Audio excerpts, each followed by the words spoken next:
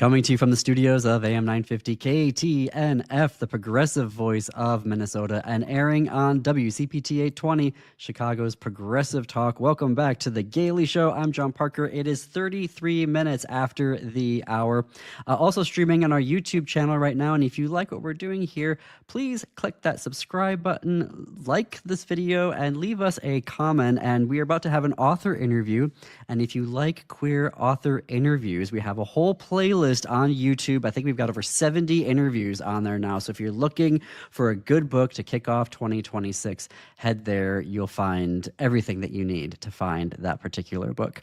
Robert Apelian is Robert Apelian, live radio, folks. Robert Apelian is an Armenian American author / illustrator.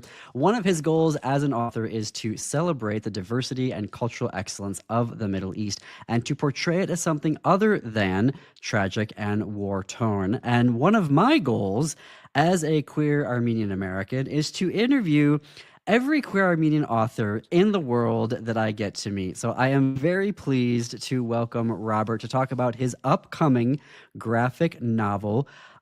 I can't believe I'm going to, I don't know the pronunciation of this. Is it Fustuk, which arrives in bookstores on January 20th. Hello, Robert. Welcome to the Gaily Show, and please correct my pronunciation. Thank you, John. I'm so honored to be here. And I think Fustuk is like the more correct, but I think that's acceptable. It has like the swallowed vowel sound. I know, right? Do you speak Armenian? Not really. Not enough. I never learned growing up, so I've tried to learn as an adult. I can like do the alphabet, but yeah, still working on it. I have a baby Armenian, which I don't even think includes the alphabet. I mean, that's probably more useful. The alphabet's not that useful in terms of like speaking to people. So no, but it's gorgeous. I love all of the posters of the alphabet with all the peacocks, and people are like, "What?" Anyway, there's one of those in the book. Yeah, good. I want to hear about this now. So, Fustuk, what can readers expect when they turn to page 1 on January 20th? Ooh, well, literally speaking, it opens in sort of a vision.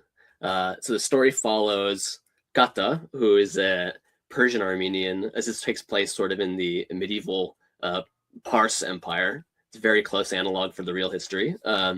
He's having these visions of the past, of his father especially.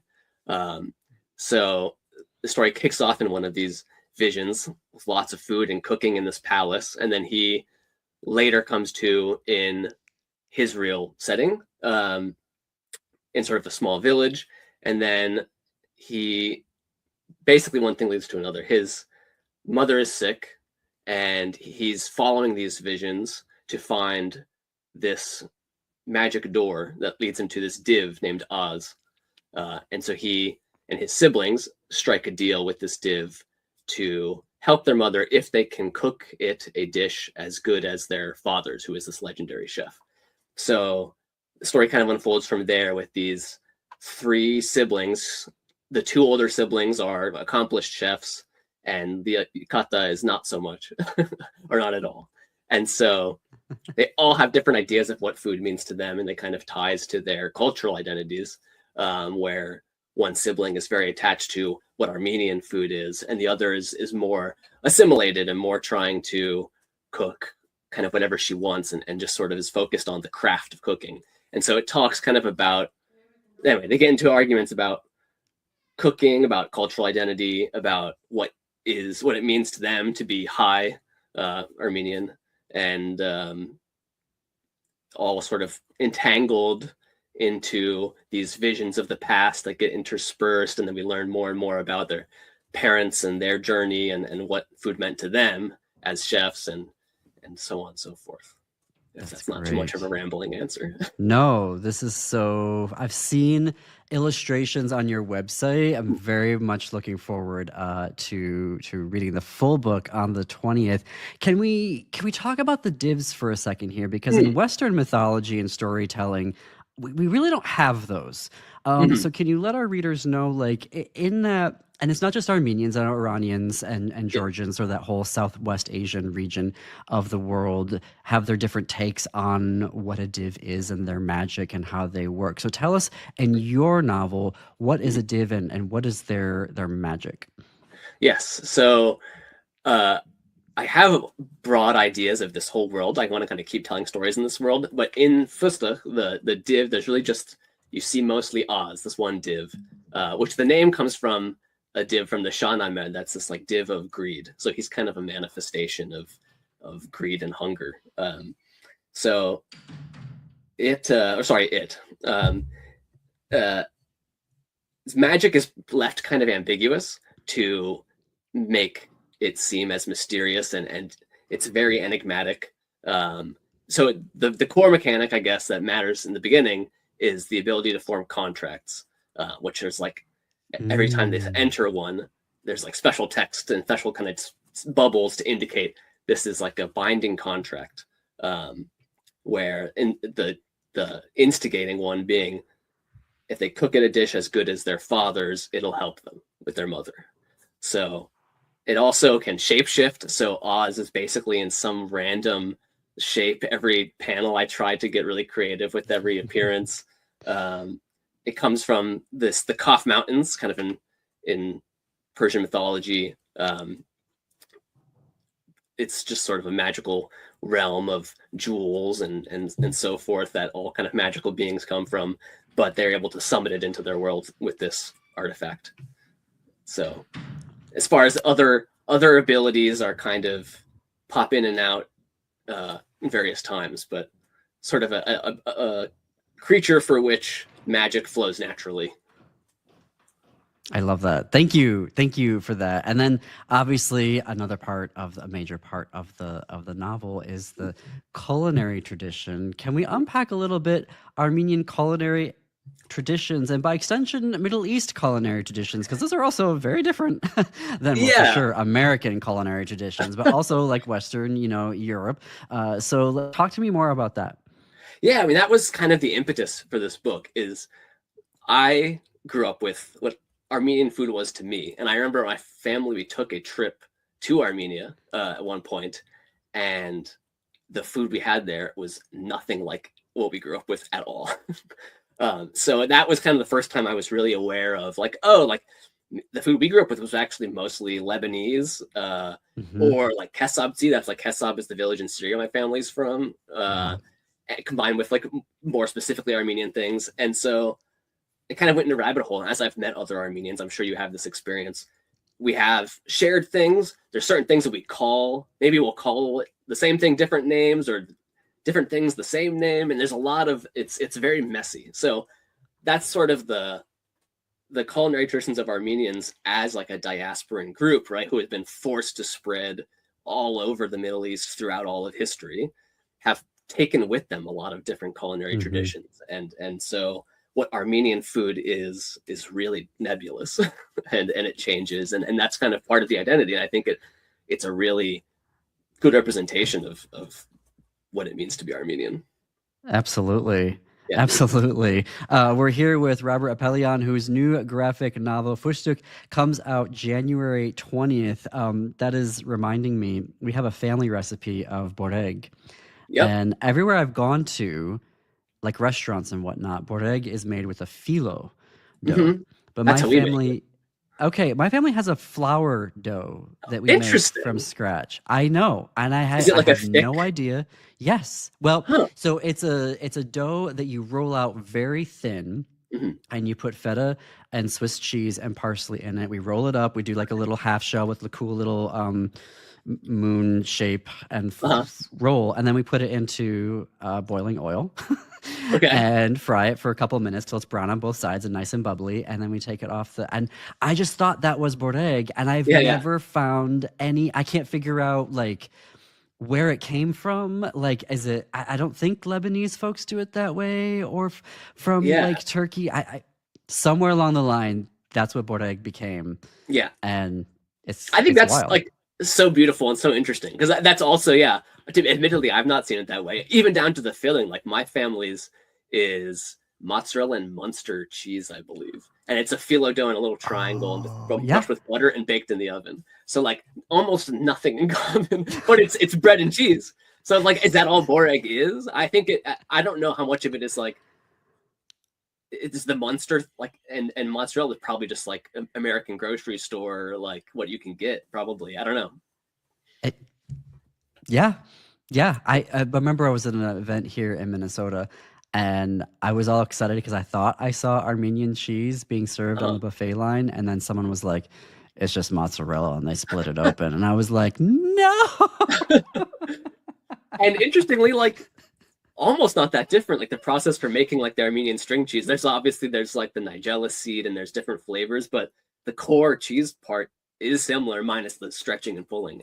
So I don't Yeah. know. Yeah, it's fascinating. The more I learn about it, the more I see like it's an interesting, sorry not to like go off on a tangent, but trying to look up like the sort of anthropology of these recipes and how they transform, it's nearly impossible. So it's like because it's so old, this stuff happened so long ago. So you really like you can look at the way people cook in different regions, and that's your best guess for how and why things spread. Like we talk about like Persian dishes like tadik with like the burnt rice, and you can see similar dishes in India, in like all the way to like China. So I don't know if it's just like parallel evolution or what, but Well, what I love about this is that every family, regardless of race, ethnicity, have those family recipes that you just sort of like, how do they come down? How it's similar, how it's not similar, to what other families do or other, on a neighborhood block or just in general, you know what I mean? I feel like Irish stew is probably different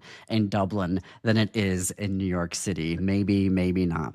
But that's what I'm very much looking forward to in your graphic novel. Is there a particular dish or recipe that is central to the book? so each of the book's chapters is titled after a food. So there's Oh, kind of like one per chapter, but some are more important than others. And there is sort of like the dish they finally do cook for the div, although I don't know, maybe that's a spoiler. yeah, no But spoilers. um, Are you gonna include like does the book like in the back, like an appendix, have like the recipes if folks at home want to make it themselves? I really wanted to do that, but I kept making the book longer until I got to the absolute maximum they would let me put in the book. And so my plan is to put those on my website eventually. I will say I'm doing a launch party through this local bookstore, Brookline Booksmith, and as a pre-order bonus, if you pre-order from there, it'll come with a recipe for gata, which is not actually featured in the book, but the main character's name is Gata, and there's sort of a naming gimmick with his siblings and family around that. I was gonna ask. I'm like, that's a cookie, isn't it? Yes, yes. Maybe cookie is too diminutive of like what it actually is, but they're delightful. Pastry, maybe. Yeah, It's it's a yeah, pastry. yeah. It's a pastry. There's a That's I'm another one. There's like a blanking. million different ways to make it. So I made my own custom blend specifically to the family in the book. So I invented my own family tradition for the recipe. Oh, name the bookstore again, and do you have their website offhand so folks know that? We'll also include it in the show notes on the website. Um, it is Brookline Booksmith, which is just brooklinebooksmith.com, local here to the Boston area. Perfect. Perfect. Well, we will include that in the show notes and on our website. We have to take a break here. We're going to have more with Robert Apelian, whose new graphic novel, Fushto, comes out January 20th. Before we take that break, please check out our companion podcast, a GLAAD Media Award nominated podcast, This Queer Book Saved My Life. On it, I interview LGBTQ guests from across the rainbow about a queer book that had a life-saving impact for them. And then we bring in the authors of the books as they are available to join us to participate in the conversation and let us know what did it take to write that book and get it out into the world. So you can listen to This Queer Book Saved My Life everywhere that you stream your podcast or at thisqueerbook.com. And I also want to say for the folks who are in Minneapolis listening on AM 950, another plug for the AM 950 weekly e-newsletter. You get more about The Gaily Show and all of AM 950's progressive radio programming. Go to am950radio.com, scroll down to the bottom of the homepage and sign up there for for that newsletter. More after this quick break.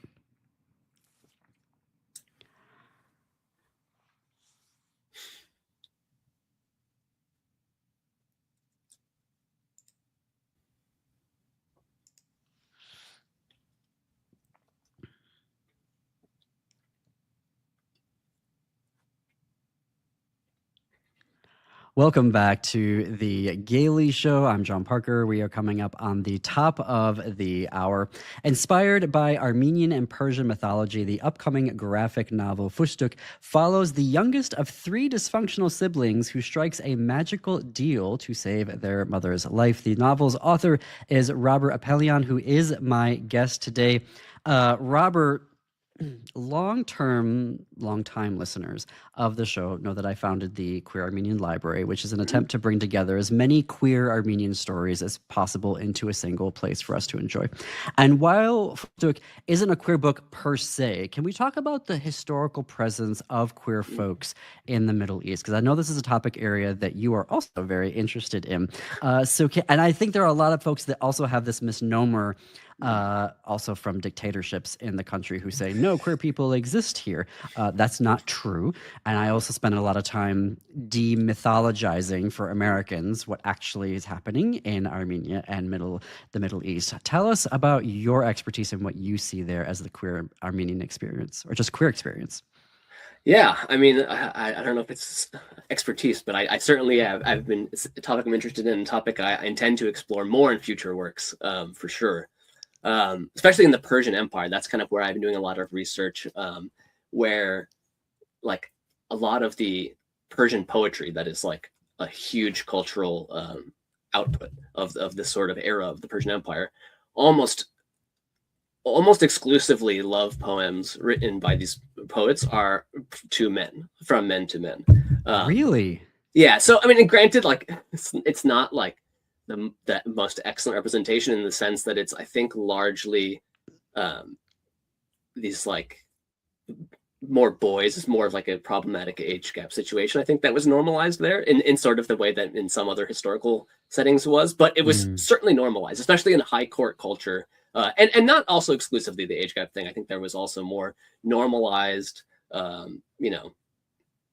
gay relationship or gay, relationships there. So I thought that was fascinating, right? Because that's really not the impression, like you mentioned, of the modern day Middle East. So it's interesting to see that, like, even at a time where it was like an Islamic nation, this was a normal thing in high culture, in the palaces and courts and such like that. So that's wild. Yeah, and you'll find a lot of there's another podcast. Wait, I don't remember what it's called, but it talks about like historical gays. I think it's called Bad Gays. I don't know if you're familiar with, but anyway. Oh yeah. And they have some interesting episodes that talk about these like princes that would have these harems and would have just like these crazy, extremely these diehard loves for some of the men in their group, and it's interesting. I don't know. It's in a way that it's seemed so natural and then shifted relatively recently in the last like hundreds of years into the way that it is now. But it's interesting and comforting to some extent to see that it is not the default necessarily for these regions or these religions. Even it's sort of just an aspect of dictatorships and fundamentalism. But yeah, and Armenians are in an interesting spot too, where the diaspora, I think, thankfully, is much more open. But Armenia, the country, despite it not being illegal, is still very much not accepted, I guess, in the cultural zeitgeist of Armenia. But yeah, hopefully changing as I think Armenia becomes more people repatriate. I don't know if that'll change or if the general opinion of the diaspora changes. I think it's tough for a culture that is still so tied, I think, to a very Orthodox religion, right? I think that's something that I am excited to see more of, is more religious groups, Armenian groups that are not tied to religion, and that are finding this identity and spreading, and not to say that religion is exclusively a bad thing, but I think it helps to be more progressive when you're not tied down to an Orthodox religion. So I don't know if this is your experience as well, obviously. No, yeah, absolutely. I think the So for folks who aren't well versed in Catholicism and the schism between the Orthodoxes, in Armenia there is the Echmiadzin and His Holiness. There's an Armenian Pope essentially, Mhm. and he is not a fan Right. of the community. But to your point, over the past 10 years, like we have seen more queer Armenian literature Mhm. than we've ever seen ever. Like it's kind of a first golden age, Mhm. essentially, of memoirs, poetry, novels. It's wild. I mean, how lucky we get to be Mhm. to live in this particular time period that we get to see that, happening and blossoming. But I also like for folks, because I had some folks when I was growing up, when they found out that like we don't say Armenia in Armenian language, it's Hayastan is how you say Mhm. Armenia. And I was sharing this with some folks, and this was a while ago. I was still in college, and they were like, "Oh, Stan, like a Stan, you come from a Stan country." You're good. You don't need to go there. You don't need to be with that family. And I was like, what are you talking about? And the reason why I share that story is that I think some folks think, okay, well, Armenia must be so backwards. And I'm like, it's kind of like Idaho. Like, if Idaho had its way, they would be what Armenia is like right now. You know what I Mhm. mean? Like, if Idaho had its own pope, then essentially the laws and the repression would be kind of similar that you see there. So for all of those high-minded Americans who want to, rag on Armenia, that's the thing there. But I'm Yeah. already coming up on time here, Rob, and I've just so much enjoyed this. Congratulations on your graphic novel. It comes out on January 20th. We're going to have two links for you to pre-order. If you're in the Boston area, we'll have one link so you can get a recipe. And then for folks who aren't there, we'll have a different link for you to use. Robert, how do folks connect with you online? I have a website, robertappelian.com, if you want to avoid the typical social medias, which I obviously incentivize. Otherwise, I am on Instagram and TikTok under just Robert Appelian on both um, for now. Perfect. And that's Apelian for Thank you. folks. Rob, I hope this is the first of many conversations. Thank you for joining me today. Thank you so much for having me. It was a pleasure to be here. All right, folks, that is it for us today. Up next in Chicago on WCPT 820 is Democracy Now! Here in Minneapolis on AM 950 Radio, it is the Matt McNeil Show. Stay tuned after that for Native Roots Radio. And then at 10 p.m. Central, step into the unknown with Greg Bakken on Ghostbox Radio. And until this time tomorrow, keep it queer, America.